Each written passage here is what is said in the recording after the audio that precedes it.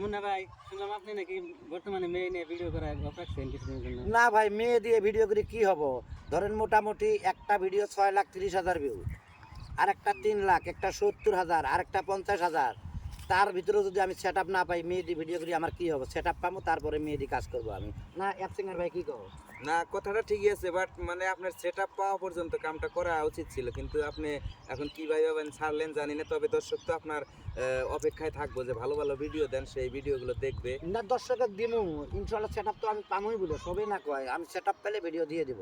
ও যাই হোক, আপনি তাহলে অনলাইন থেকে যাইতেছেন না, মানে হয়তো আগে যে কমেডিগুলো করতেন মেয়ে নিয়ে ওটা না করে এখন ডাইরেক্টলি করবেন আর কি হ্যাঁ আপনি নিজে। আমি আর কি নিজে নিজে যা পারি তাই করবো।